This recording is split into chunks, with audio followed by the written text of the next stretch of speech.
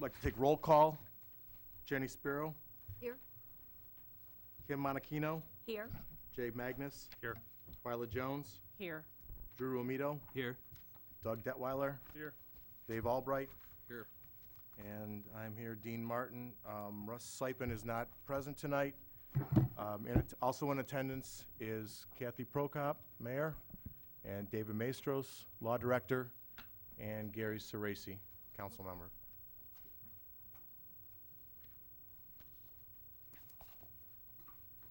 All right, I would like to make a motion to accept the minutes from the last meeting from February 24th. Second. Any discussion on the minutes? No discussion? Go ahead and accept the minutes from the last meeting.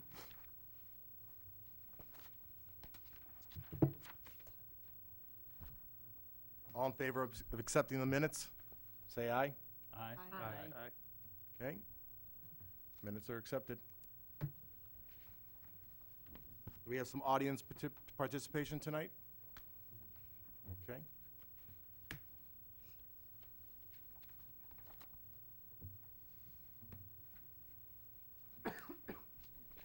I'm Pete Metropolis. I live at 9044 Gettysburg Drive here in Twinsburg. Earlier, I passed out a memo to the members of the commission about my thoughts on the Twinsburg City Charter. I'm not going to read the whole thing to you. You can read that when you need to. I just want to suggest that, first of all, you consider the charter an enabling document. Don't try to get too specific with it. Basically, the city's required to perform functions, like a police function, but you don't do an organizational chart for the police department where you tell them how many officers they have, how many cruisers they have. The building department has changed over the years. Personnel has gone up and down depending on the need here for the city for building inspection. At one time, you had one full-time inspector and a couple part-timers, and it went up, and went up again, and it came back down. So don't worry about getting too specific in running a department.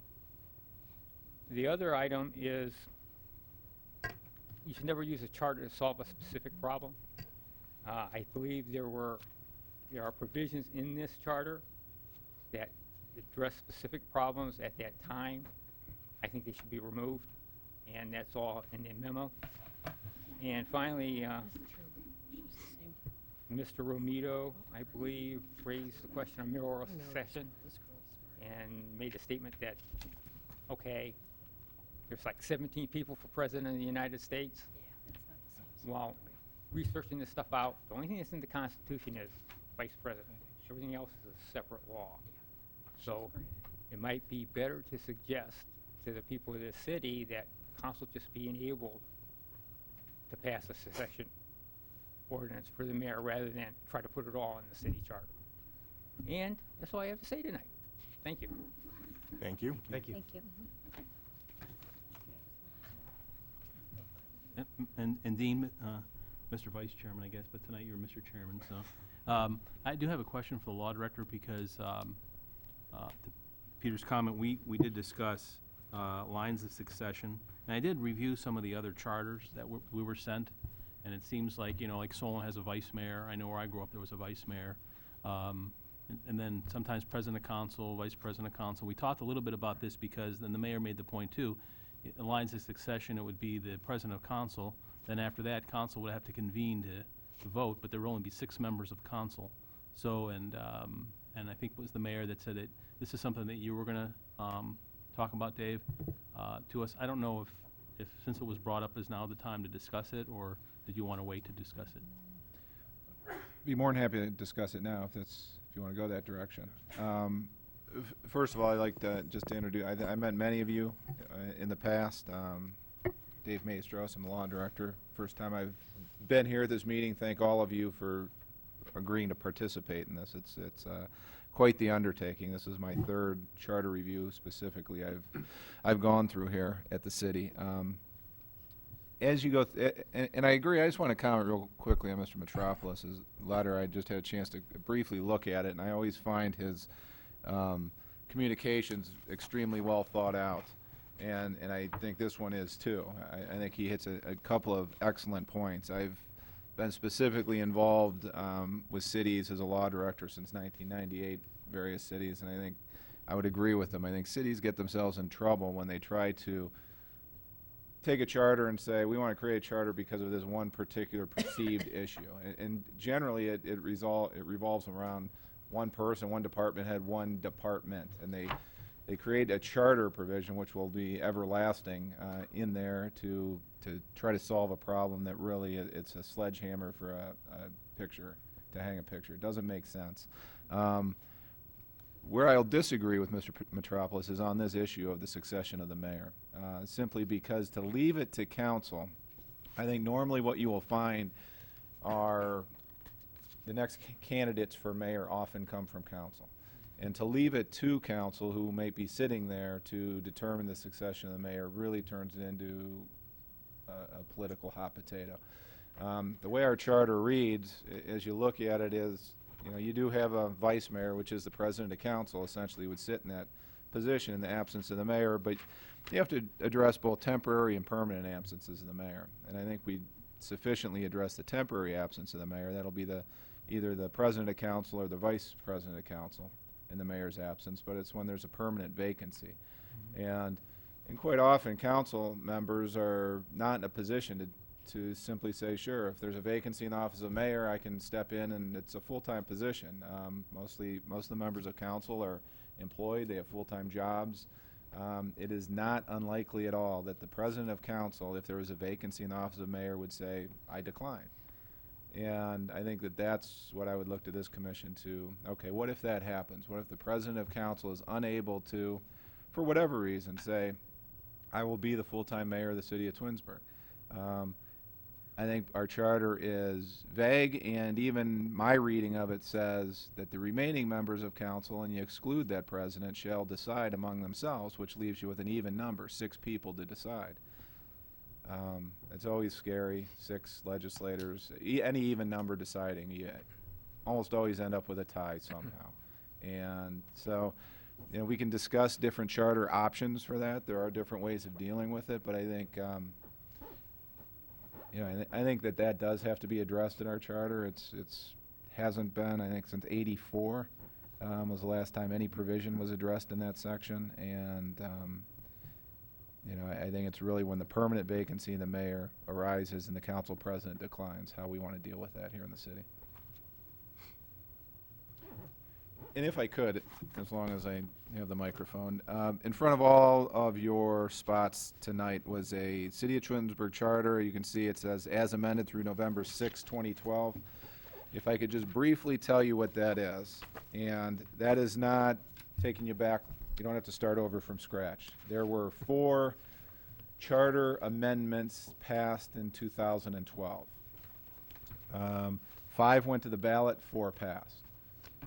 And what I have done in this is highlighted the date of passage of those, simply because Walter Drain, which is our codifying agent, and it's our online site, if you click on the city's website, it refers you to Walter Drain, which I think has just about every charter in the state of Ohio up there, ours included, did not properly update from the November 2012 election. We've addressed it with Walter Drain. They're in the process of making the change online. But what you have in front of you here specifically has those changes made.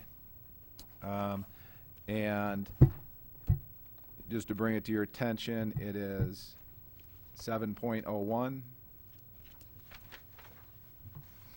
Administrative departments, commissions, and boards. That was amended in 2012, and the sole amendment in that section, if everybody is there, it's on page 12 of the new charter. It combined the Architectural Review Board and the Historic Preservation Commission.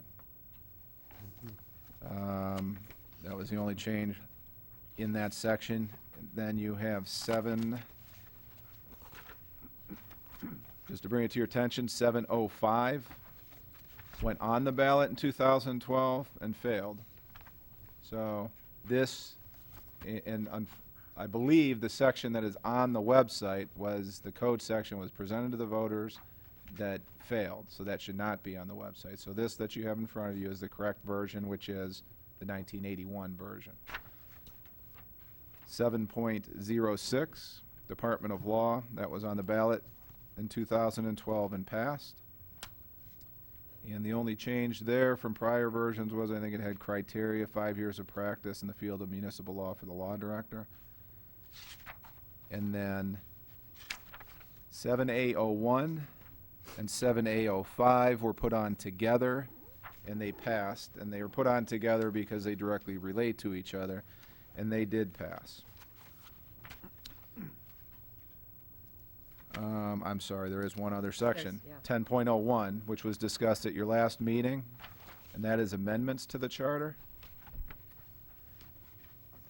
And what was presented out of the Charter Review Commission in 2009 and then presented to council ultimately was a version that said that any amendment proposed by a Charter Review Commission shall be placed on the ballot.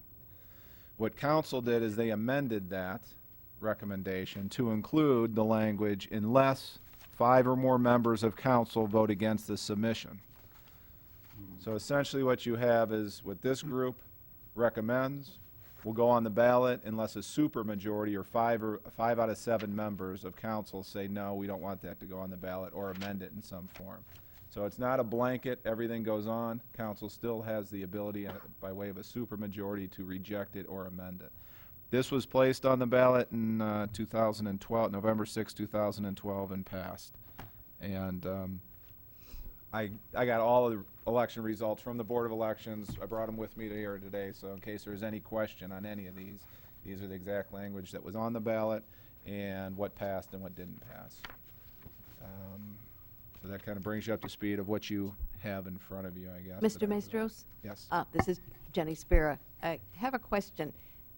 Before this amendment by council, didn't the charter require that any changes proposed by the Charter Review Commission go to a vote of the people?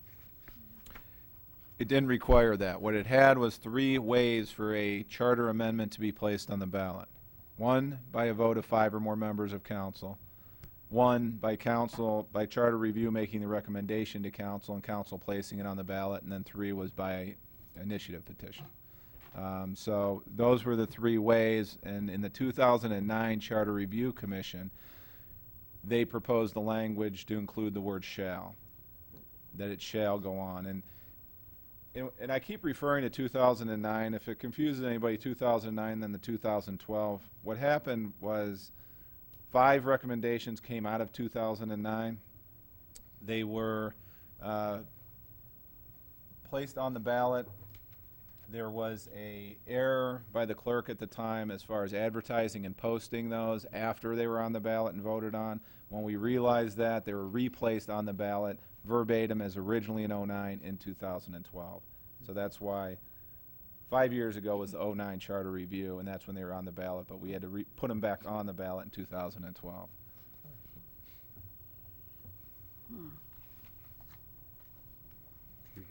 Yeah, so, Mr. Maestro, so in other words, the council could come up with all different types of charter changes and submit them to the voters, right? They could. There's a provision that says council can address this. They don't have to wait every 5 years. They can do this on their own. Okay, now I understand it. And even that would require a super majority or 5 members of council to do it. Okay, thank you.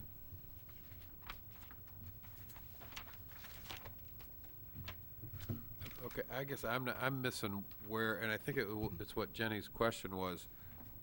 Are you saying that the portion in here that's different from what we had to what you handed out here shall be submitted to the electors unless 5 or more members of council vote against the submission? That's what existed prior to? No, that got put back in, or how did that get? I'm how sorry. did that line get put in? What was submitted to council did not have the words unless 5 or more members of council vote against the submission. Okay. Okay. Council, on their own, amended it to include that. So what happened is council amended the ballot language that when it went on the ballot to include that, to allow them, by way of a supermajority, to either reject or amend Charter Review's recommendations. Does that make more sense, or is that Yeah, muddy it out? that's what, the wording that you have in here is what the people voted to Correct. amend, okay. Correct. And prior to that, it did not have that. It did not have that language in there, and it did not have the word shall.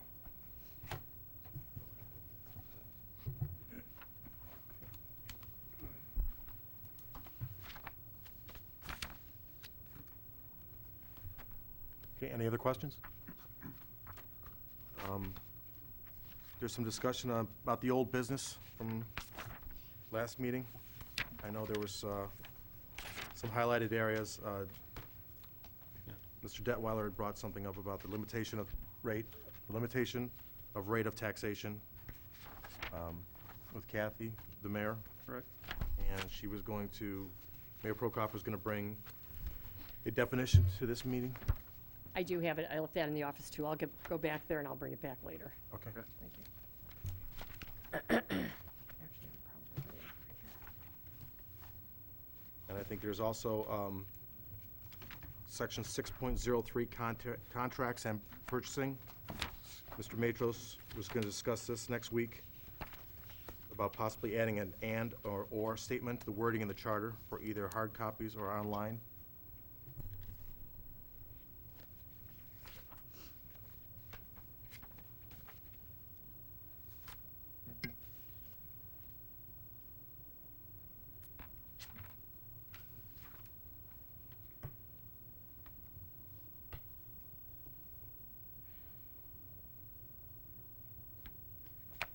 And then also, Mr. Maestros, there's a question on Section 7.03, Department of Public Safety.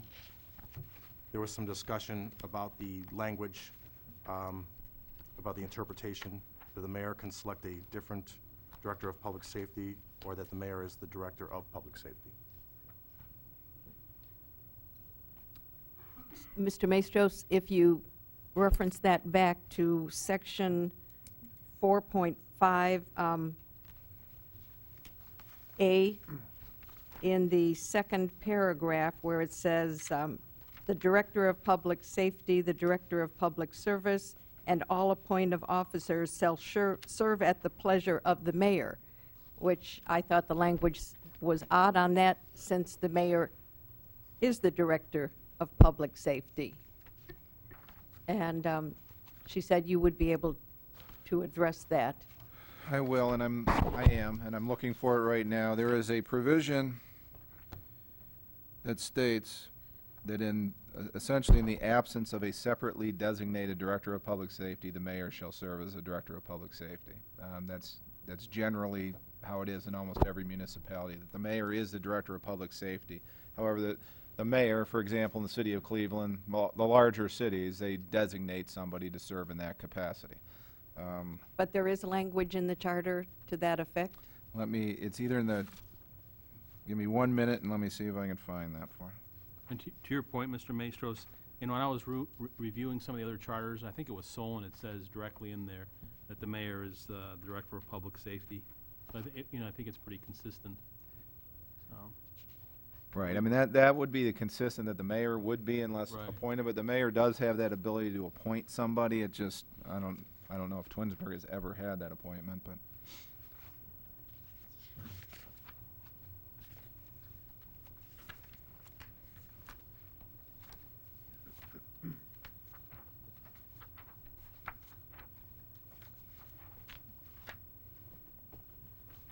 While you're looking at that, if I could bring up one other thing. It's just, reviewing these, and I know, Kim, you were reviewing some of the charters, you sent us some information too. And so I was looking at some of the charters, and we discussed Section 307 with meetings of council. And actually, every charter I looked at, I didn't see a charter that had said that regular meetings would be scheduled like ours, second and fourth Tuesday of each month, providing that when a regular meeting date falls. And the charters that I read, it always said that there will be a meeting like in December, January, and then it was left up to council to decide when those meetings would be. And most of them said that they would meet, when I was reading them, I saw where a lot of times it said they would meet once a month, at least once a month. But it never said it had to be the second and fourth Tuesday, and, you know, again, I know we're gonna discuss this further, but I just wanna point out, when I was reading those, I thought my idea was even better. You know, it was more consistent, and leave it up to council to decide.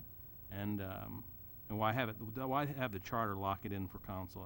I still don't understand that, and so it was good to see, I thought it was good to see that a lot of cities don't do that. So, I know we'll discuss it again, but it was interesting to seeing the different charters and what they had in there.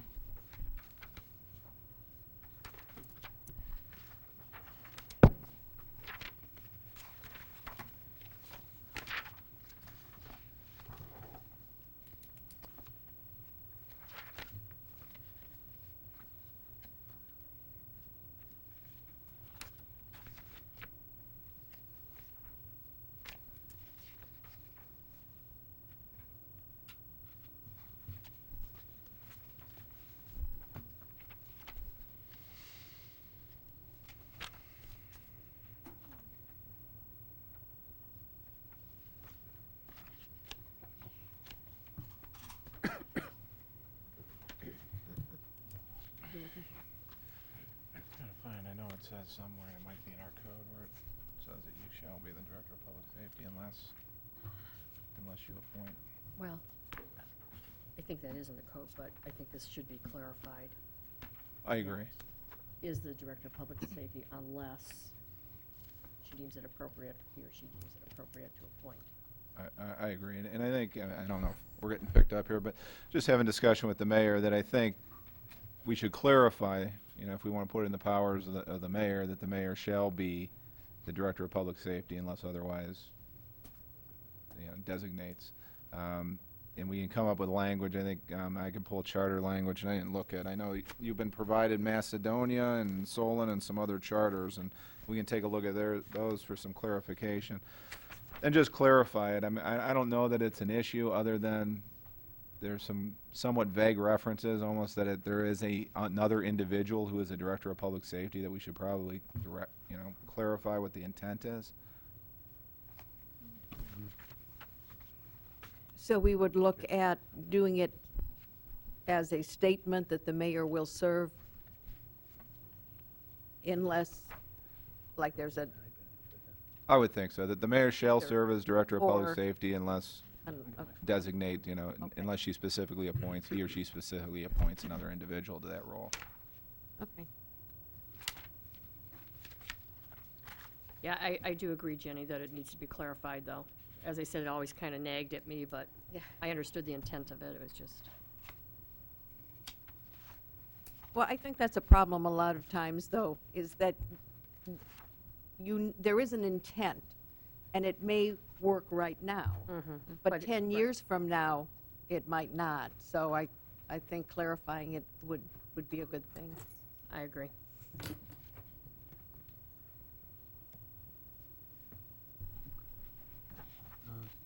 Dean, can I make one? Just to your point, Dean, you brought up about Mr. Maestros. We were talking about some of the language, and like I said, Dean brought it up before, and how it, I'm trying to find a spot, that it would, instead of, okay, on section 6.03, contracts and purchasing, you know, a lot of times it'll say, and this is about halfway through that paragraph, for at least 2 weeks in a newspaper of general circulation within the city. And we talked a little bit about that, and the mayor commented too.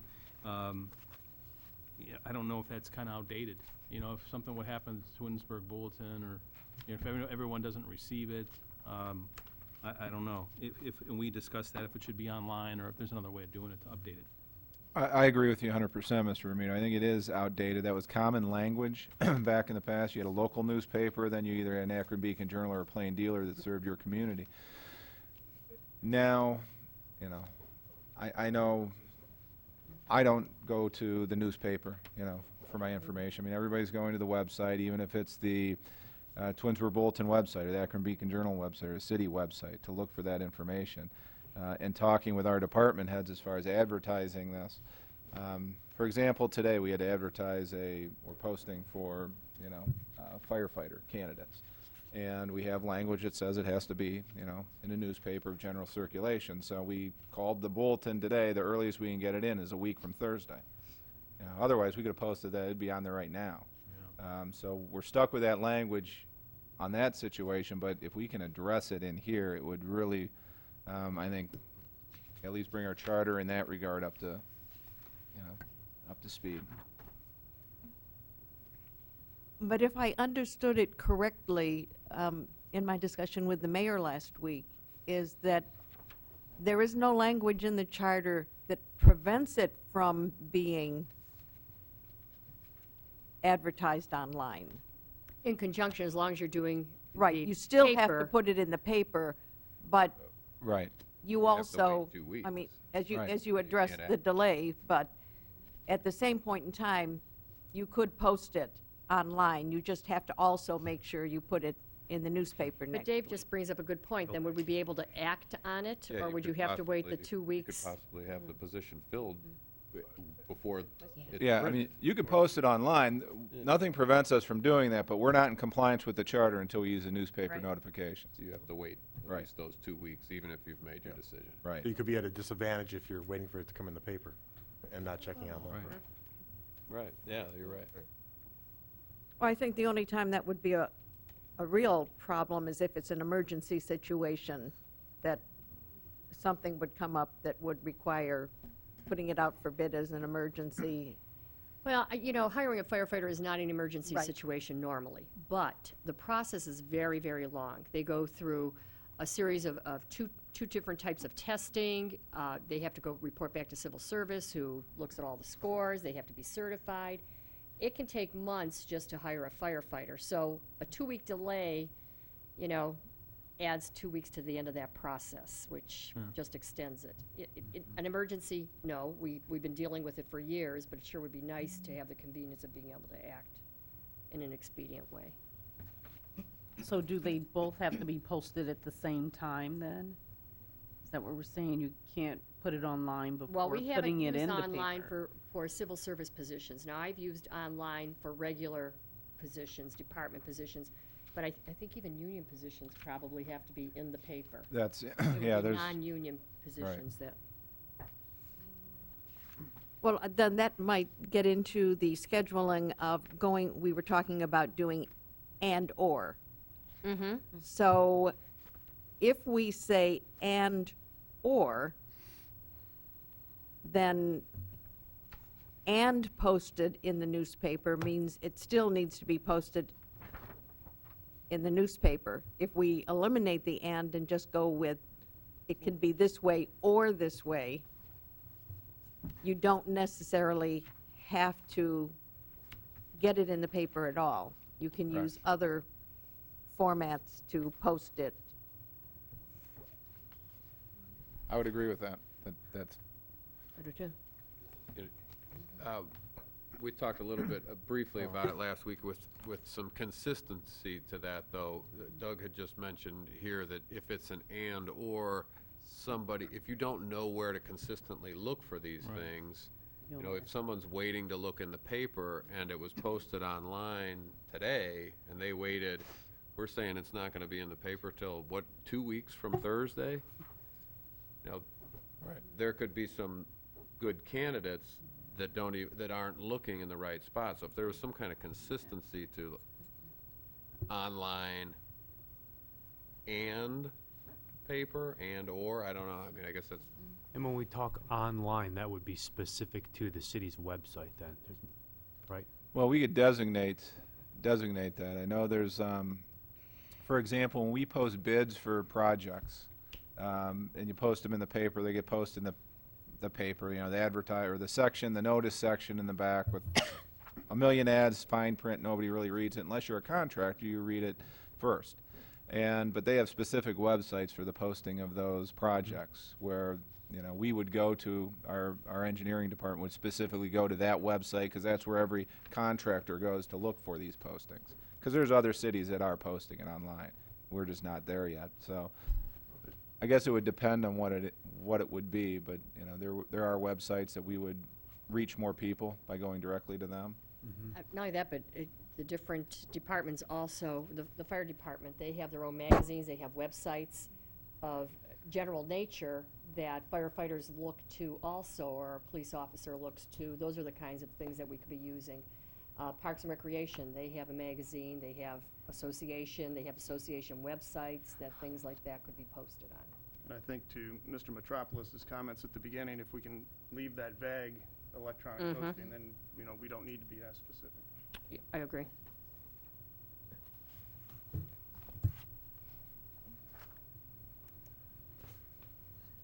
I mean, even if the language was along the lines of electronic posting specifically designed to reach the maximum number of candidates or people, I mean, that gives the department heads a little more direction. I mean, they want to do that, and that's the intent in the newspaper of general circulation. You're hoping it's reaching everybody, so.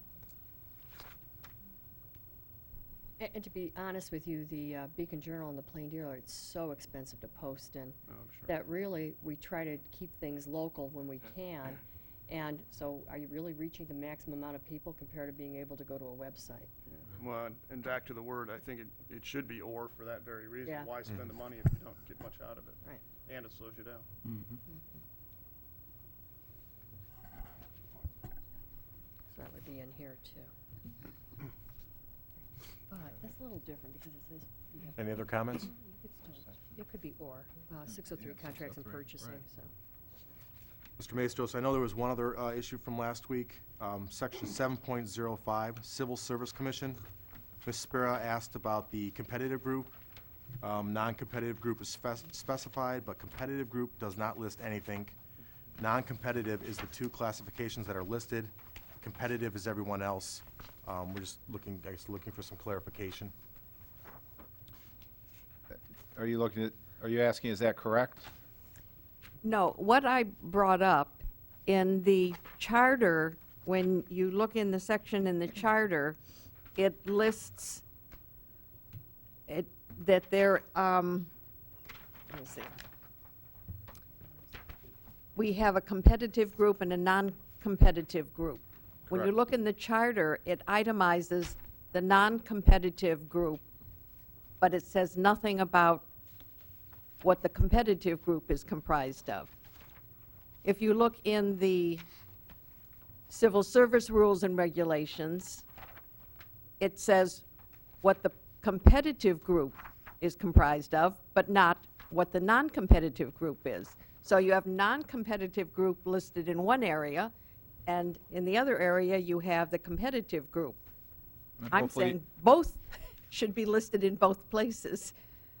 I wouldn't disagree with you. And we could include, we can take the civil service rules and pull them and bring them over here. Yeah, and that was the handout that I handed out, and I think I had enough for everyone. It's marked on the top in red that it was reprinted from the Twinsburg Civil Service Rules and Regulations. So is classified, non-classified the same as competitive and non-competitive? Am I reading No. that? No. In fact, that's another area talking about that went to the ballot, did not pass, although it was posted on the website. And this is an area that I believe, we've tried twice now We have to tried get this twice. changed. This is so outdated, the old charter language. I really feel very strongly that we need to again, try to get this back on the ballot and clarify what our unclassified personnel, who they are. We still in the old charter have people like library board members. We have nothing to do with the library. Some school, the clerk of the Board of Education, we have nothing to do with the Board of Education. So this really does need to go back to the ballot and see if we can get it You're passed. saying specifically section 7.01, or what? That would be 705A, the unclassified service. Oh, okay.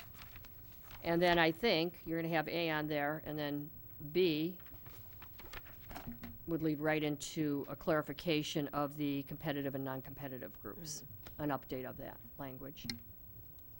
So the whole section really That needs. whole section, I think, needs to be updated. Right. Right, because, yeah, we have classified and unclassified, and then under the classified is where there's competitive and non-competitive. And as you'll see, that's that's 1981 language there, so it's been around for quite some time. We just haven't gotten it corrected.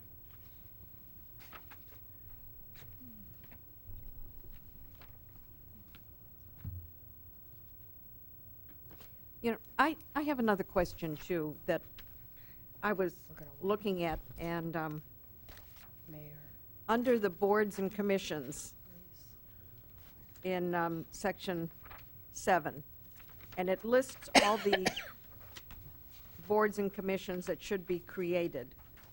But then when you go farther in that section, some of the boards or commissions are given their own section with instructions and outlines, you know, appointed 5 members, 1 from each ward.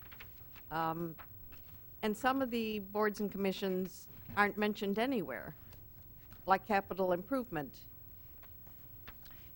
Those boards were formed outside of the charter by ordinance. Council has the right to establish other boards and commissions. Okay, So yes. instead of taking it to the ballot and having it voted on, they established those commissions by ordinance. Okay, but they are now Well, required by the charter. What you have is, if you see there 1 through 9, Right. separate boards and commissions established, and you're correct, that in the sections that follow, you have Department of Finance, Department of Public Safety, those charter boards and commissions are listed specifically. The other ones are in the code. In the city code, they set forth the terms of the members, the duties of the board, the authority of the board. They're all covered in our code if they're not covered in the charter. They are addressed.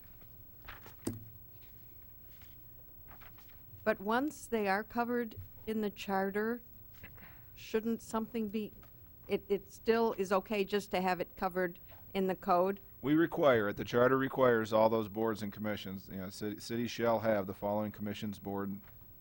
I don't know why we list commissions twice. Commissions, boards, and commissions. So it is listed there. So you do have to have the boards and commissions, but as far as the makeup and Right. as long as we do cover that, we do in the code. And each one of those has a separate code section. Right, because I was looking too, because specifically we were looking at parks and recreation, and we have a park and recreation board that is made up differently than some of our other boards and Correct. commissions because of this, the junior members. And senior member, Or- yeah.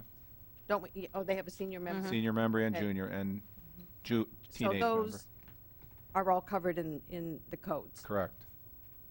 I believe there might be some other one, but Civil Service, Planning Commission, and BZA, those are out, they're specifically called out in the charter, but I really believe that those are 3 other than Charter Review, which serves every 5 years, though. You know, these are very, very important boards that we're looking at. The BZA is a quasi-judicial board, and Planning Commission makes recommendations directly to council regarding zoning, things like that, so.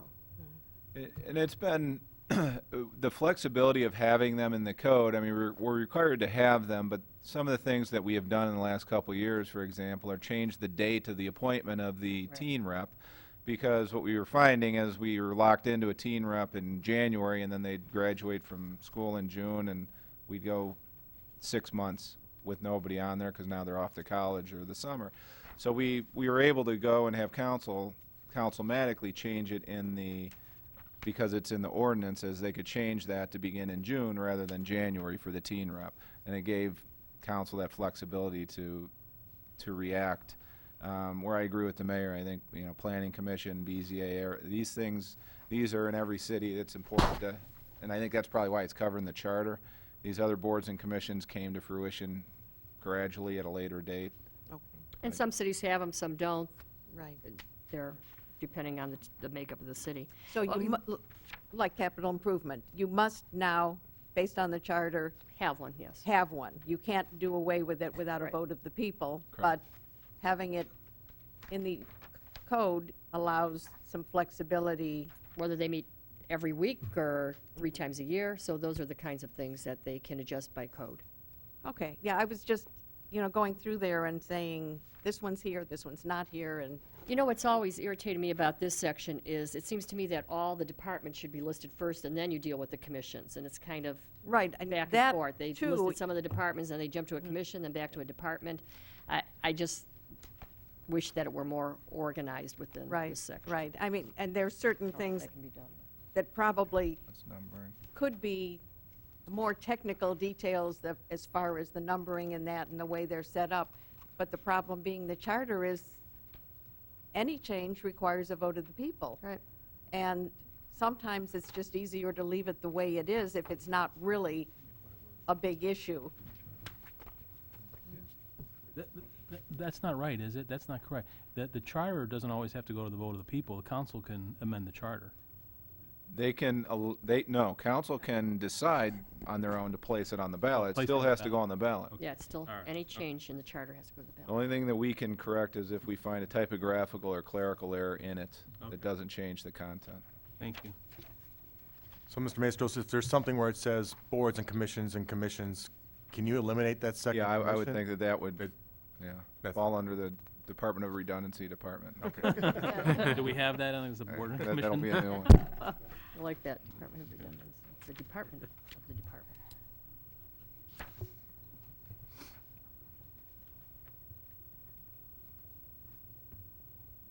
Is there any other old business? Okay, I suggest we move on to tonight's assignments, which was review of Section 7A. Would someone like to read that section?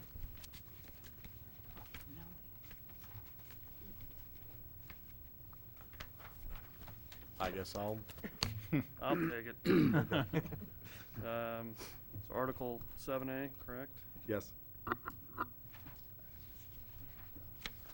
Okay. Article 7A, changes to zoning classifications or districts. Section 7A.01, procedure. Any change in zoning classifications or districts, or in the uses permitted in any zoning uses, classifications, or districts within the city of Twinsburg must first be submitted to the Planning Commission for consideration and report.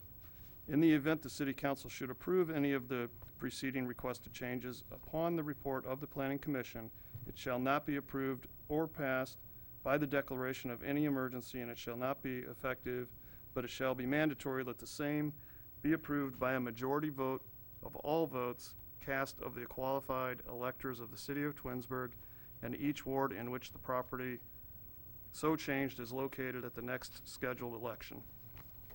Said issue shall be submitted to the electors of the city only after approval by council of a change in zoning classifications or districts, or in the uses permitted in any zoning uses classifications or districts. However, should council disapprove any such changes, the issue shall not be submitted to the voters. However, any change in zoning classifications or districts, or designation of zoning classifications or districts, or in uses permitted in any zoning use classification of land hereinafter annexed to the city, excuse me, shall be subject to the requirements of Section 7A.05 herein, amended November 6, 2012. Continue on. Any discussion on, That's the new one. it's November 12th. 7A01, if I could, that's the heart of this. I mean,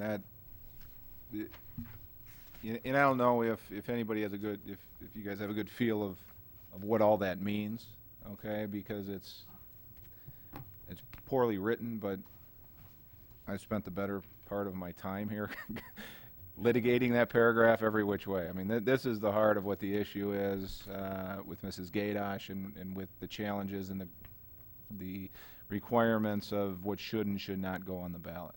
And this is really what I'd like this commission to take a look at. And personally, I don't have a stake in the outcome of what's decided. I just really want clarity in it, because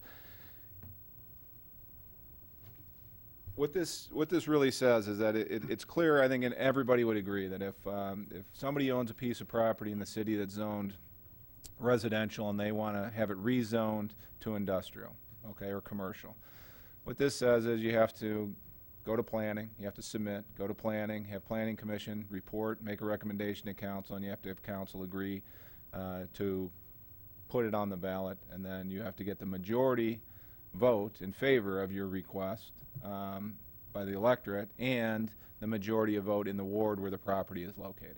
Okay, that's pretty clear, and I think everybody that reads it would agree that's what it says.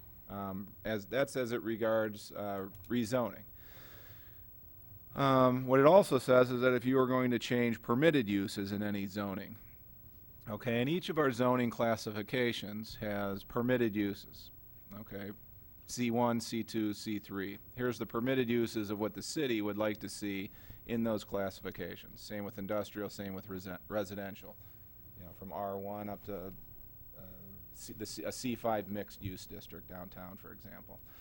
And our code has uses, and they set them out. Florist, bakery, hardware store, everything that if you want to come into the city and this is what you want to open, you can see if it's a permitted use. So our code, 7A01, also says if we're going to change that and add permitted uses to it, that's changing it, so therefore you must put that on the ballot. If you're going to prohibit certain uses that were currently permitted, you must put that on the ballot. I would say that, Mrs. Gaydosh were here, that we would agree to all of that. Okay, where the disagreement comes, and I think where it's unclear in 7A01, is that if you're going to make changes in a certain district that don't relate to the permitted uses or prohibited uses and don't change the zoning, my position is it doesn't have to go on the ballot. For example, in our code, we say how wide a parking stall must be. Must be 7 feet unless it's handicapped, et cetera, et cetera.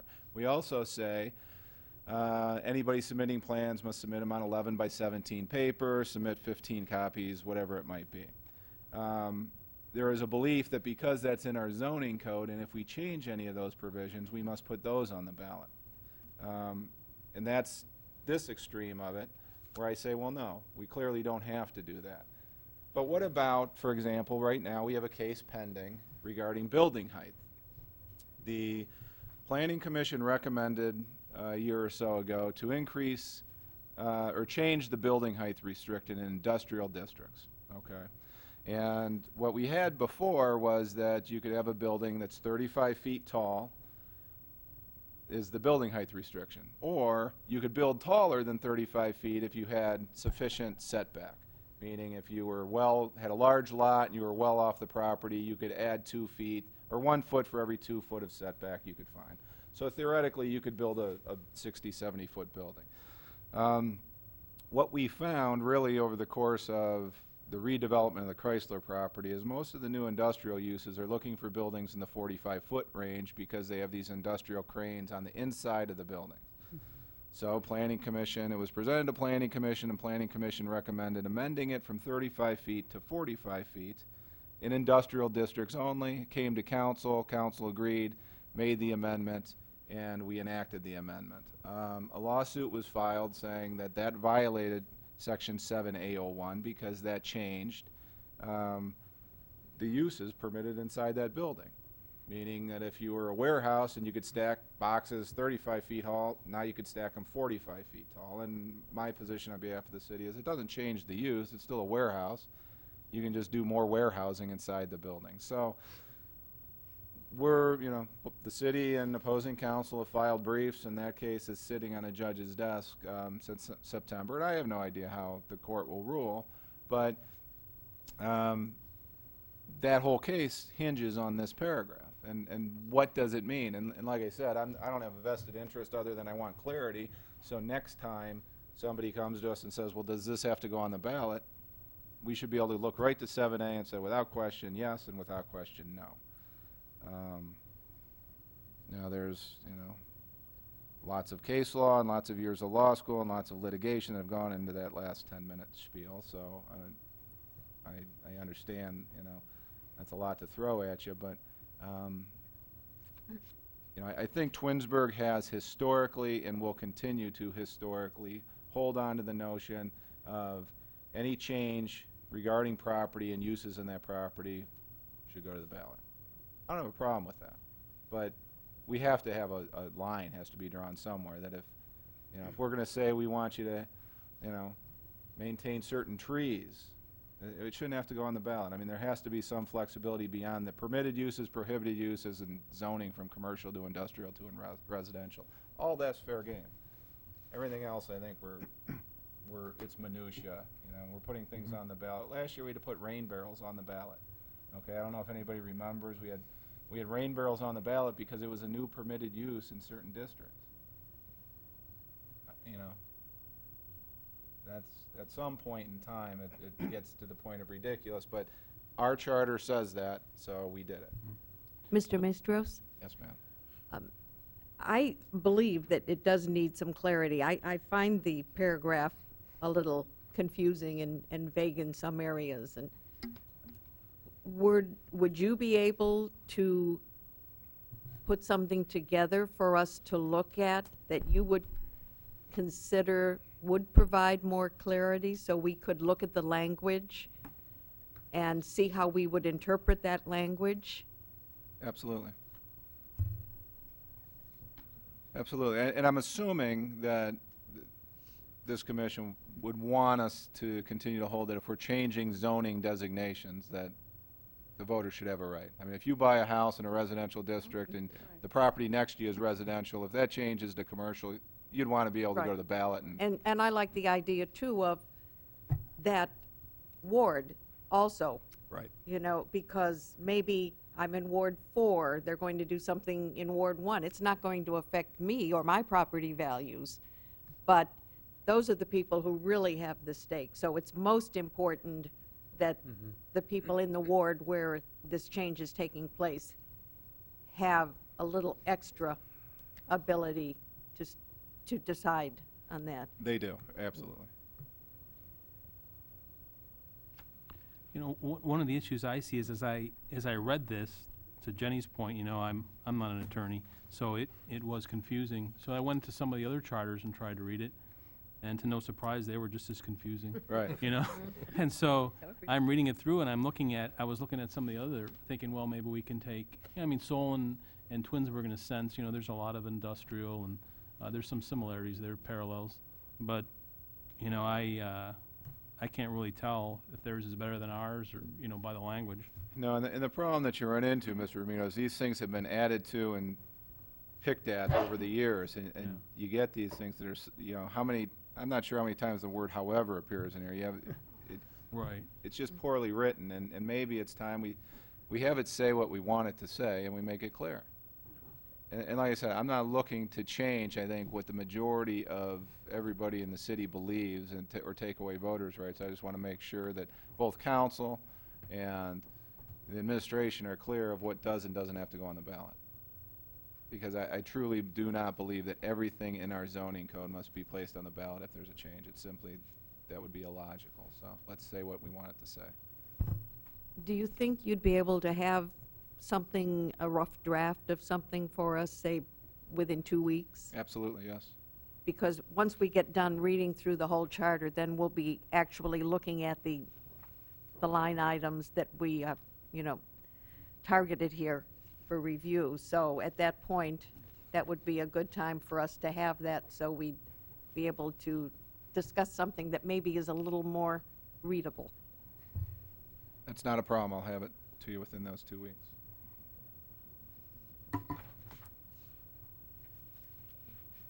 And if I could, I mean, as we're talking about 7A, the changes that were made from the last Charter Review Commission was the reflection of 7A05, and you didn't read that, but 7A05 deals with zoning of annexed land.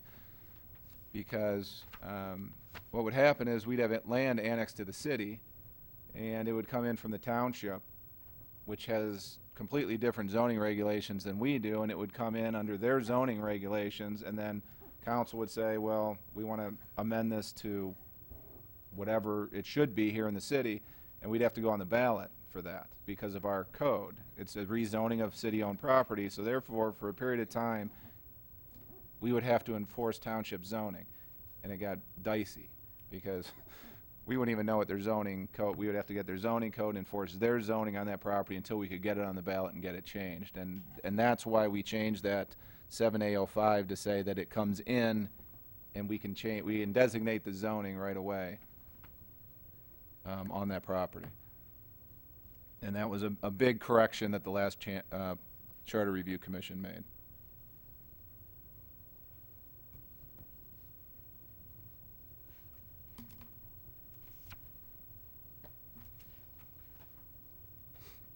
Any other questions? Okay, go ahead. Carry on? Yep. Okay, so section 7A.02, repeal of conflicting provisions. All ordinances, resolutions, proclamations, motions, and charter provisions inconsistent with this amendment are hereby repealed. That was added on November 2nd, 1982. Section 7A.03, severability. This amendment shall be severable, and if any section subsection, part, word, or application thereof is held invalid for any reason, such holding shall not invalidate or affect the force and effect of any other section, subsection, part, word, or application thereof. That was added November 2nd, 1982. 7A.04, publicly owned lands. Notwithstanding the provisions of this article, lands acquired by the City of Twinsburg, the Twinsburg Board of Education, or Board of Trustees of the Twinsburg Public Library shall, upon application of the acquiring entity, be zoned public facility districts by majority vote of council following receipt of a report and recommendation from the Planning Commission, and shall be governed by the regulations of the zoning code pertaining to public facilities districts. Approval of the electorate of the City of Twinsburg shall not be required for such zoning change. Added November 5th, 1991. I'll pause there. Is there Yeah, anything in those sections? Okay. Section 7A.05, zoning of annexed land. Any parcel of land hereinafter annexed to the City of Twinsburg shall, upon annexation, be classified in the closest compatible City of Twinsburg zoning classification by the City Council upon review and recommendation of the Planning Commission, except that in the case of residentially zoned land, no annexed land shall be classified in a residential zoning district permitting a density greater than the permitted in the City of Twinsburg R4 Planned Medium Residential District. Approval of the electorate of the City of Twinsburg shall not be required for the designation of zoning of annexed land as contemplated herein. And that was amended on November 6, 2012.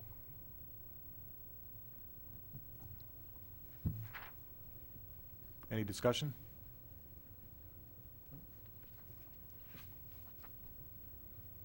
Okay, Article 8. So just a quick question, clarification.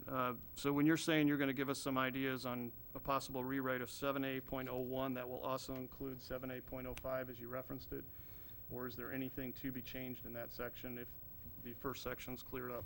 If the first section's cleared up, as long as it has that last reference in 7A01, which says, references you to 7A05, I think You're good. we're solid. Okay, Yeah. good. I was just going to say, they're allowed to post their bids accepting business self-contained, right on their website.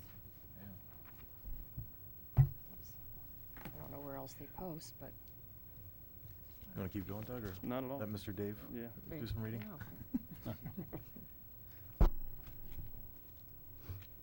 Article 8, nominations, elections, and qualifications. Section 8.01, nominations.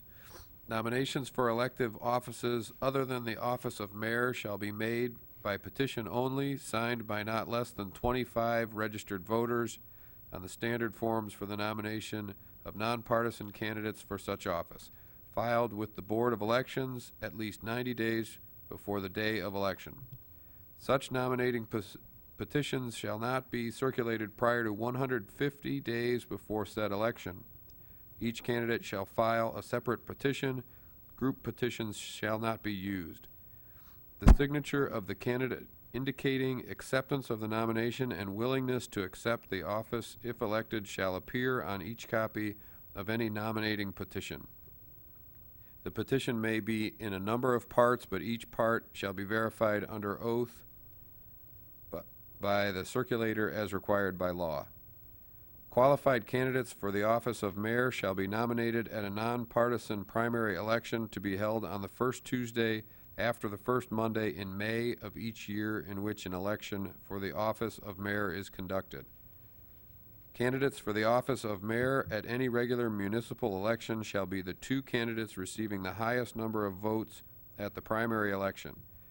In the event that no more than two persons have filed nomination petitions for the office of mayor, then said persons shall be candidates at the regular municipal election, and the primary election for the office of mayor shall not be held. Each person desiring to become a candidate for the office of mayor shall not later than 4 p.m. of the 75th day before the primary election date set by this charter file with the Board of Elections a nominating petition with the signatures of registered electors residing in the city of Twinsburg as follows: not less than 50, nor more than 150. Amended November 6, 2006. So, Mr. Chairman, I wanted to bring something up here, if it's okay. Yes, absolutely. I was reading in, some other cities and how they do it, and I wanted to talk about this primary election. So, the idea, I think, the primary election is you then eliminate, if you have more than two candidates, then you get down to the top two candidates, okay?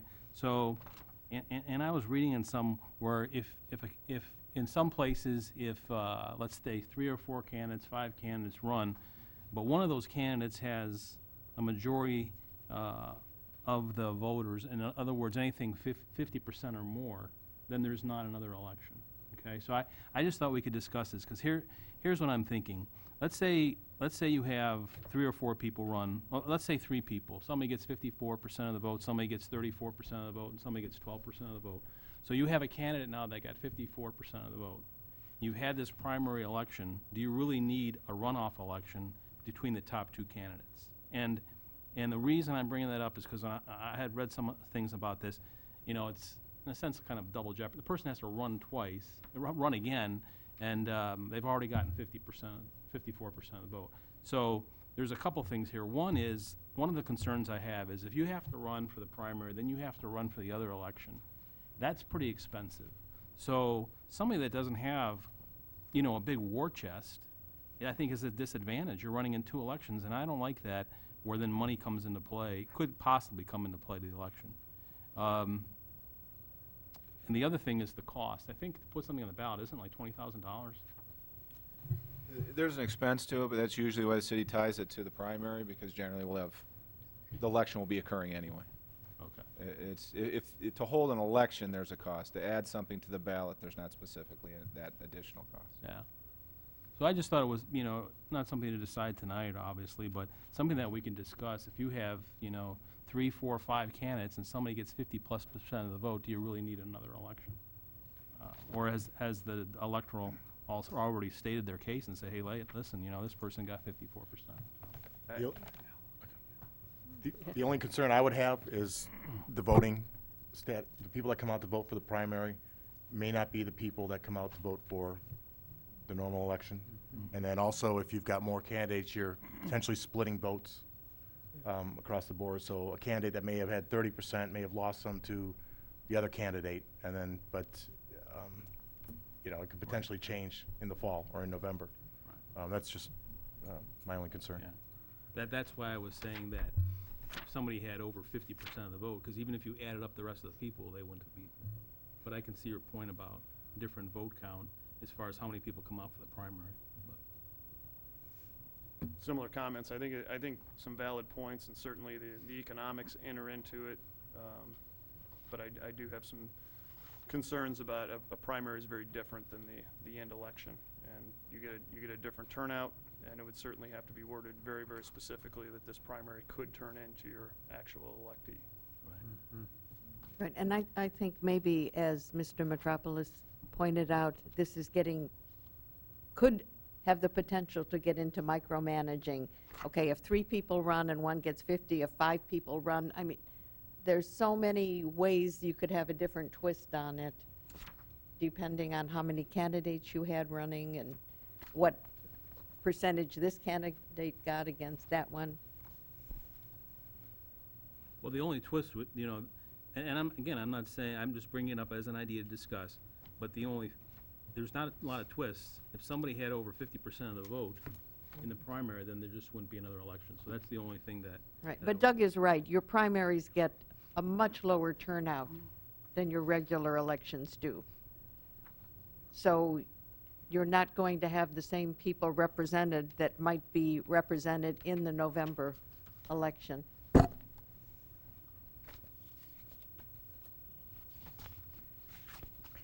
The only thing I have is that you really are running two separate elections when you have a primary and then you have the general election. And in some cities, Stowe for one, and many other cities, they have those very, very close together. Your primary might be in August and your general in November, or your primary in September, your general in November. You're running one campaign then, basically. You might extend it a little, a few weeks, but you're not running two separate campaigns, which gets very, very costly. And I could see where that could be a deterrent to some people from running. But if you're doing it in September, in the fall sometime, it's just still the same election, except it goes on a little bit longer. As opposed to how we have May. We have May. It's a long time to drag it out. I used to start campaigning summer. You'd start maybe, July, August, really September for a November election. Now you have to start in January of the previous year. I've only done it once. Last time I didn't have to do it, but it was grueling. Not that you would care about that, but I mean, the people who are running, and very expensive that way. Well, but to your point, Mayor, if you have a sitting mayor and it's May and November, You waste a lot of time campaigning. the mayor is. Absolutely. Well, yeah, exactly, so. So the primary was not dictated by the Board of Elections. It was something that Charter. Charter came up with. And we've only had one primary election. Obviously, it wasn't 2 years ago. That was in, I can't remember, 2007? Right. So that definitely may be something we may want to look at. Timeframe of it? Yeah, the but time frame. timing of it is more of an issue than I think it is. the fact that two exists. I think it is. I really do. Except there usually is a May primary, and a September would require, in some cases, a special election. Yeah, I'm trying to It think if could. there's a county September or not. I don't know. That would Yeah, be yeah, something we'd to have take to under look at. consideration. You're right. We'd have to look at it and see if there's generally something in September. The other issue to consider, which has happened recently in other cities with a primary, is the sitting mayor did not finish in the top two and went from May until December when the term was up as a lame duck mayor and collected a paycheck, full-time paycheck, and was very rarely seen, if ever, at City Hall. I mean, it depends on who the person is, but that creates that problem.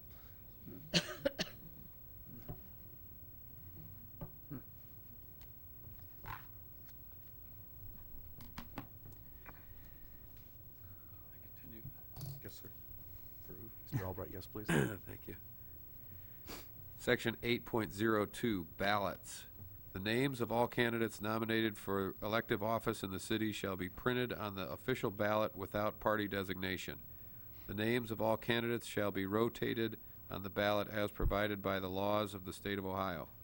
Except as otherwise provided in this charter, the laws of the state of Ohio shall govern the nominations and election of elective officers of this city. Section 8.03, elections.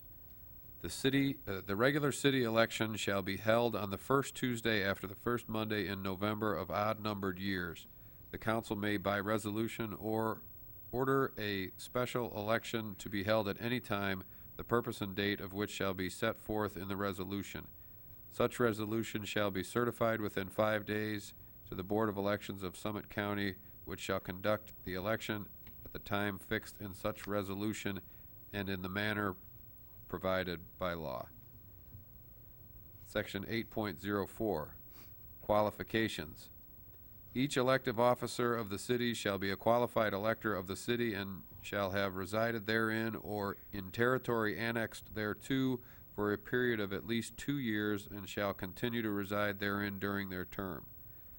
She or he shall hold no incompatible office under the national, state, or county government, nor she or he have any financial interest in any contract to which the city is a party or in any expenditure of money by the city other than their fixed compensation and expenses for traveling.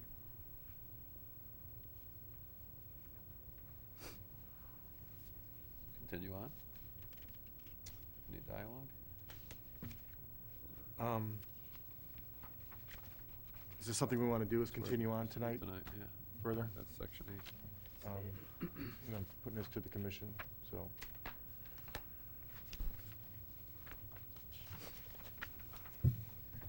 I'm all for forging ahead. I don't know how everyone else feels about it. Is that fine? You want to Continue? Okay. Dave, do you want to continue reading, or? Sure. Okay. One more section. Someone, okay. These words are getting bigger. It's a big one. Article 9, Initiative, Referendum, and Recall, Section 9.01, Initiative. The electors of this city shall have the power to propose ordinances and other measures by initiative petition submitted to the to the clerk of council in accordance with the provisions of the Constitution and laws of Ohio now or hereafter in effect, amended November 5th, 1985. Section 9.02, Referendum. The electors of this city shall have the power to approve or reject at the polls any ordinance or other measure enacted by council by referendum petition submitted to the clerk of council in accordance with the provisions of the Constitution or laws of Ohio now or hereafter in effect, amended November 5th, 1985.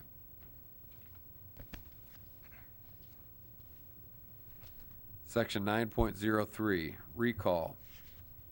The electors shall have the power to remove from office by a recall election any elected officer of the city. If an elected officer shall have served 6 months of their term, a form of petition demanding their removal may be filed with the clerk of council, who shall note thereon the name and address of the person filing the petition and the date of such filing, and deliver to such person a receipt therefor and attach a copy thereof to said petition. Such petition may be circulated in separate parts, but the separate parts shall be bound together and filed as one instrument. Each part shall contain the name and office of the person whose removal is sought and a statement in not more than 200 words of the grounds for the removal. Except as otherwise provided herein, such petition shall be signed by at least that number of electors, which equals 25% of the electors voting at the last preceding November election, provided, however, that in the case of a council member elected from a ward, such signatures must be obtained from the ward electing such council member and shall be signed by at least that number of electors, which equals 25% of the electors voting in said council member's ward in the last preceding November election. Within 10 days after the day on which such petition shall have been filed, the clerk of council shall determine whether or not it meets the requirements hereof. If the clerk of council shall find the petition insufficient, she or he shall promptly certify the particulars in which the petition is defective, deliver a copy of his or her certificate to the person who filed the petition with him, and make a record of such deliveries. Such person shall be allowed a period of 20 days after the day on which such delivery was made, in which to make the petition sufficient. If the clerk of council shall find the petition sufficient, she or he shall promptly so certify to the council, shall deliver a copy of such certificate to the officer whose removal is sought, and shall make a record of such delivery. If such officer shall not resign within 5 days after the day on which such delivery shall have been made, the council shall thereupon fix a day for holding a recall election, not less than 60 days, nor more than 75 days after the date of such delivery. At such recall election, this question shall be placed upon the ballot. Shall, naming the officer, be allowed to continue as naming the office, with provisions being made on the ballot for voting affirmatively or negatively on such question. If a majority of the votes cast at such election shall be voted affirmatively, such officer shall remain in office. If a majority of the votes shall be voted negatively, such officer shall be considered as removed. His or her office shall be declared vacant, and such vacancy shall be filled as provided in this charter. The officer removed by such recall election shall not be eligible for appointment to the vacancy created thereby. I move that we get some of the SHs out of there. This shall be a lot of them. Take care.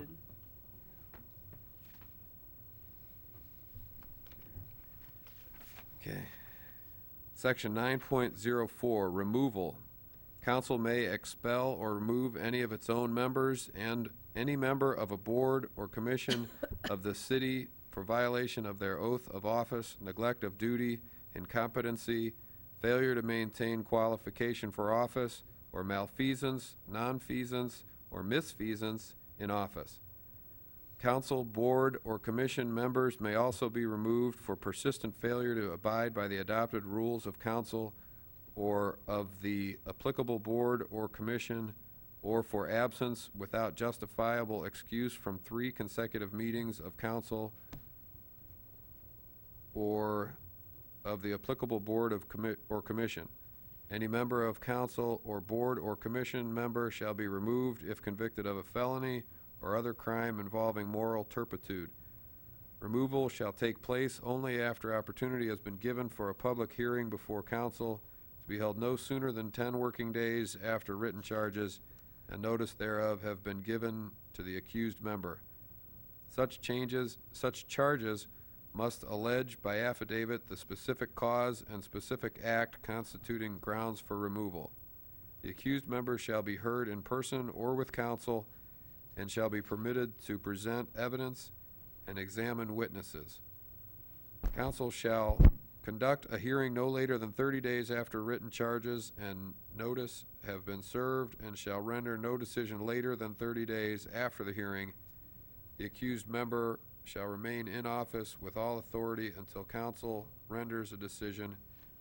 Expulsion or removal of a council member under this section shall be upon concurrence of 5 or more members of council, and such action shall be final. Board of Commission members shall be removed by vote of 5 or more council members, and such action shall be final. Thereupon, the office of any such removed or expelled member shall be vacant and filled as provided in this charter. Amended November 7th, 2000.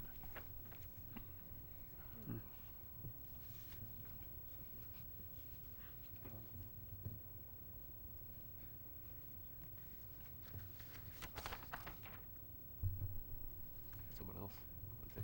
Any questions? Any discussion?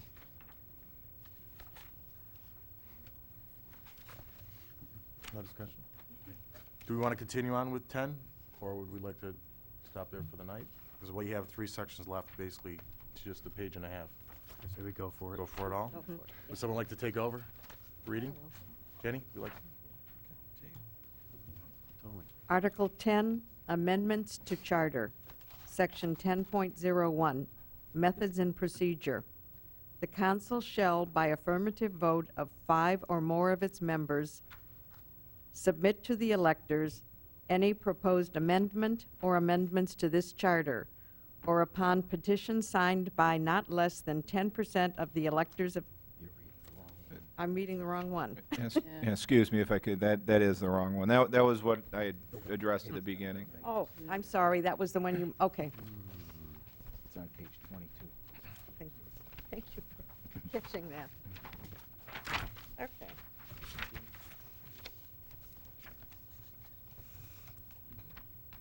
I'll start over, I guess. Article 10, Amendments to Charter, Section 10.01, Methods and Procedure. The council may, by affirmative vote of 5 or more of its members, submit to the electors any proposed amendment or amendments to this charter, or any amendment or amendments recommended by a duly appointed Charter Review Commission shall be submitted to the electors unless 5 or more members of council vote against the submission of such amendment or amendments to the electors, or upon petition signed by not less than 10% of the electors of the city, setting forth any proposed amendment or amendments to this charter, the council shall forthwith submit such proposed amendment or amendments to the electors in accordance, in each instance, with the provisions of the Constitution and laws of Ohio now or hereafter in effect. If any such proposed amendment or amendments shall be approved by a majority of the electors voting thereon, it or they shall become part of this charter, except that if 2 or more inconsistent proposed amendments on the same subject shall be submitted at the same election, only the one of such amendments receiving the largest affirmative vote, not less than a majority, shall become a part of the charter. Amended November 6, 2012, Resolution 120-2012. Section 10.02, clerical and non-substantive rearrangements and amendments for reprinting of charter. Following any election at which any amendment to this charter is adopted, the clerk of council, with the approval of council and the director of law, may, prior to any reprinting of this charter, make such changes therein, including the numbers, titles, an arrangement of articles and sections hereof, as may be necessary or desirable to maintain or assure the logical and consistent ordering thereof, but no such change shall in any way affect the substance or meaning of this charter or any part thereof or amendment thereto. Added November 2nd, 1976.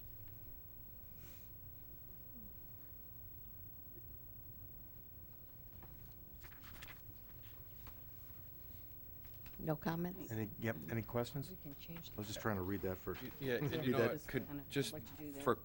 for clarification purposes, because we were working off of this other one, and this one's here today, and I just wanted get that my understanding is accurate. There are 3 ways to get something onto the ballot. Is this correct? 1, from 5 council, anything the council proposes that 5 members approve of. 2, what we recommend here goes to council, and that just has to be, basically, you have to get at least 3 of the council members, because 5 would have to vote against it. Is that right? That's one way of looking at it, yes. Okay. 5 would have to vote against it. 5, so 3, okay. Yeah, Or 10%, a petition signed by 10% of the residents. correct.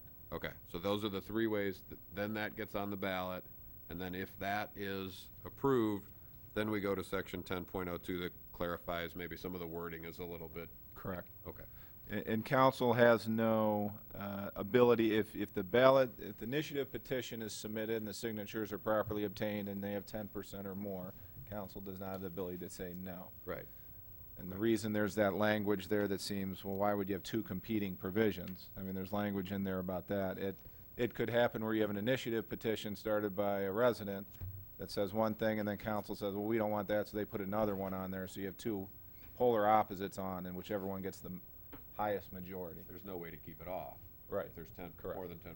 Exactly.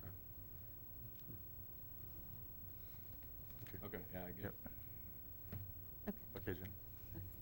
Article 11, Charter Review Commission, Section 11.01, Charter Review Commission. On or before 5 years after the recess of the last preceding Charter Review Commission, the council shall appoint a commission of 9 qualified electors holding no other office or appointment in this city as members of the Charter Review Commission. The council may, by ordinance, adopted by at least 5 of the members elected to council, provide for the creation of a Charter Review Commission to convene and report at such earlier dates as it deems advisable. Meeting of the Charter Review Commission shall be open to the public. Such commission shall review the city charter and, within 7 calendar months after such appointment, submit to council such alterations, revisions, and amendments, if any, as in its judgment are desirable. The council shall submit to the electors all such proposed alterations, revisions, or amendments to this charter in the manner provided in Article 10, amended November 2nd, 2004. Mr. Chairman, I have a comment on this. This is going back to what we discussed before, previous to appointments to commission. I've still not come across a charter where the mayor does not have some appointments to a commission. You know, I don't see any in Summit County and the other ones I've read. So I just want to make sure that we discuss this at some point. You know, here's an example. You have 9 qualified electors, you know, one from each ward. You can have, that's 5. You could have, council has another 2, and the mayor would have 2. You know, again, I just think that we need to discuss whether a mayor gets appointments on some of these commissions or not. I'm not saying because we're an anomaly we're wrong, but it seems that we are an anomaly. Good point.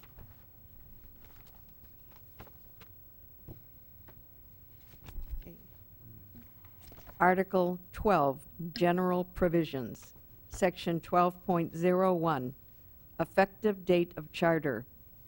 For the purpose of nominating and electing officers of this city and fixing the compensation of those to be elected in 1957, this charter shall be in effect from and after the date of its approval by the electors, and for all other purposes, the charter shall be in effect on and after the first day of January 1958. Section 12.02, Effect of partial invalidity. The determination that any part of this charter is invalid shall not invalidate or impair the force or effect of any other part hereof, except to the extent that such other part is wholly dependent for its operation upon the part declared invalid. Section 12.03, Effect of the charter upon existing laws and rights. The adoption of this charter shall not affect any pre-existing rights of the city or any right or liability or pending suit or prosecution either on behalf of or against the city or any officer thereof, nor any franchise granted by the city, nor pending proceedings for the authorization of public improvements or the levy of any assessments therefor, except as a contrary intent appears herein. All acts of the council of the city shall continue in effect until lawfully amended or repealed.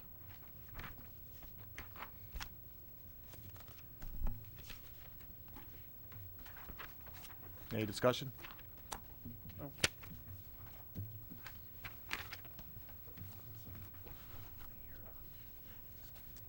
Is there any new business? We can go back to our millage if you would like. I had a printed one in my office, but I hadn't run it off. A millage is 1/10 of a penny. So it's a formula for figuring out what your tax rate would be if a 5 mil levy was voted for the schools or the city. You would take the 5 mils and you would multiply that time your assessed value of your property, and that's how you would come up with your millage.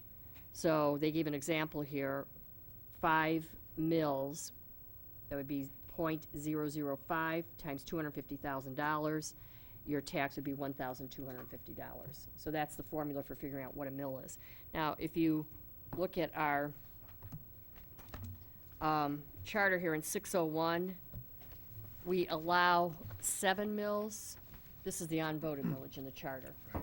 So generally, anytime a city increases your tax rate by millage, now I'm not talking schools, I'm talking the city, it goes to the ballot.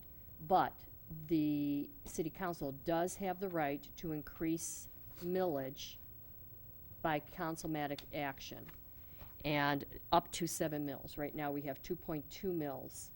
It's for our police and fire pension and for the purchase of Liberty Park. Now, that's all voted millage, but we still have up to 7 mills for inside millage that could be put on by councilmatic action.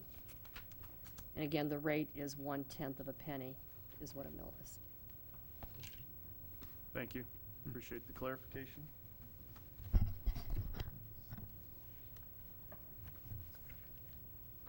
I guess we've added a new section where the audience gets to make some comments. No comments? Okay.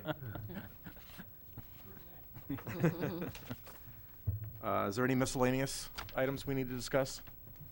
I do have one. It was brought to my attention. Our time of assignment is I think by June, Gary? We have to make any, by recommendations, and we've obviously covered the whole charter. So maybe we don't need to meet every week right now. Maybe go every other week. And then, is Monday okay with everybody, or would we rather choose another date of the week? I know we seem to be missing people occasionally. I don't know if there's other commissions or other meetings going on other dates. That's the only problem that may take this facility, other than Tuesdays. And just from a personal standpoint, if it's every other Monday, with today, I mean, 2 weeks from today, and et cetera, I could attend all your meetings. But I have a problem on the other Mondays, so. Okay. But if you go to every other Monday, I could be here, and I think, I'm not sure if we have planning meeting at the same time, or if they've moved. First and third, First and third, so we could go. Oh, isn't second and This is fourth. the first Second one. and well, fourth is what's the right problem. now? This isn't the This second. is the first. This is the first. Why- Right. You're But good. there's They no didn't planning have an tonight. There's no planning tonight. Oh. Yeah, I'd So pre- can I'd we go with the first and third Monday? Does I that would work stick with for the first everyone? and third, because Yeah, if you could stay with first and third Monday, if that works for the majority one of of us you. can always go into planning if we need Right. to. That'd be great. And then I know the only other, the third Monday this month is St. Patrick's Day. And? So I'm just I won't bring it be up to the present. commission. We don't want you I won't be present. present. Which if we didn't meet in that Monday, it would be 2 weeks after that Monday. So we would be into the beginning of, April.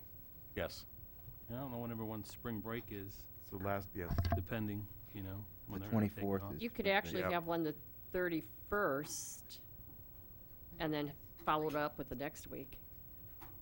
Get back on the 1st and 3rd in Sure. April. Was that something that would fit everybody's schedule? Because I know spring breaks the following week. So Are you good on the tentatively 31st? we would set the next meeting for the 31st, which is a Monday at 7 o'clock. While you're out of town. That would be 3 weeks away.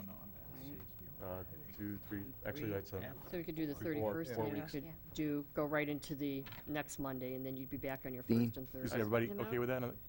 Yeah, I'm okay with that. I just wanted to make a comment.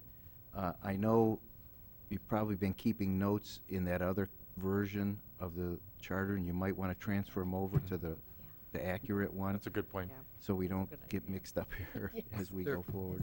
There wasn't a lot of question really, though, what was different. In that one section, there was the difference in number 10, right?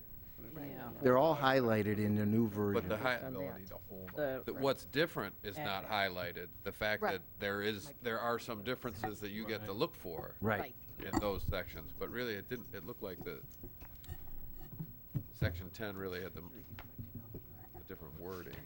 Well, I'm just wondering, instead of going It's an elected official. 4 weeks, maybe we should Elected official. have a meeting next week, just For a to year, review but I'm some saying of the title. things we're going to be looking at, We can just bump and get some, and then we can sort of get an itemized list of all the areas that we've discussed that we're going to be considering, and maybe go over those. And then that'll give us 3 weeks to do research, look at other charters. And I'll Wanna give think Mr. about Maestros things? time to get Right, the, and then we'll 7, have 8. 3, then come back on the 31st. we could do that, right? So today's the 3rd, so We'll meet March 10th at March, 7 o'clock, and then we'll start on the 31st after that. Good idea. Gary, can Shannon get a copy of this charter to Russ? Could she email that to him, Yes. please?